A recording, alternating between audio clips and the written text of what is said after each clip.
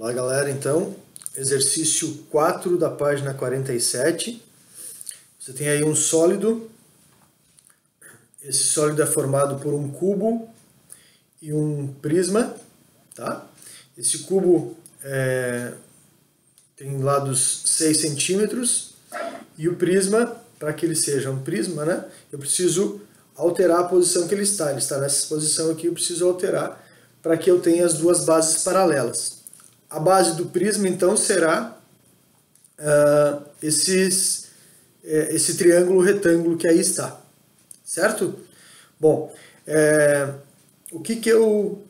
como é que eu resolvo o volume desse sólido, né? Eu separei em duas partes.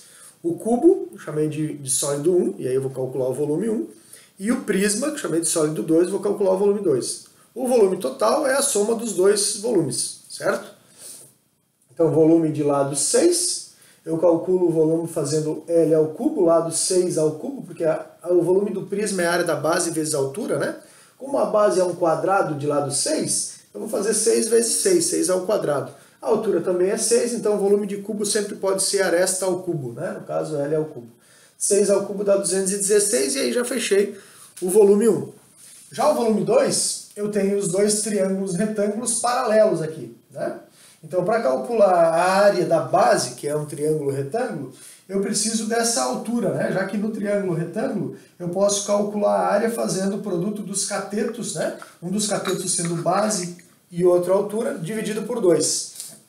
Então, esse cateto é 6 e esse cateto eu chamei de x. Mas eu consigo calcular esse cateto porque esse triângulo é um triângulo retângulo. Eu tenho a hipotenusa, tenho um dos lados, posso aplicar Pitágoras, né? Hipotenusa 10 ao quadrado é igual cateto x ao quadrado mais cateto 6 ao quadrado. Vou chegar a x igual a 8. Tá? Então a altura desse triângulo é 8, a base 6. A área dele será base vezes altura sobre 2, 6 vezes 8 sobre 2, que dá 24 centímetros quadrados. Essa é a área da base. A altura é a distância entre esses dois triângulos, né? Que é essa aqui, né? Entre esses vértices, que observando pela figura, você vê que ele está em cima, os dois vértices estão em cima de faces diferentes do cubo. Então a distância entre elas é a aresta do cubo, 6 centímetros, né?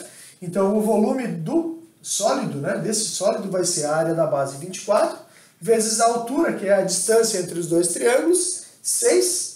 Isso vai dar 144 centímetros cúbicos. Por isso o volume total desse sólido, né, desse sólido todo aqui, é o volume do cubo mais o volume do prisma triangular, 216 mais 144, que dá 360 centímetros cúbicos.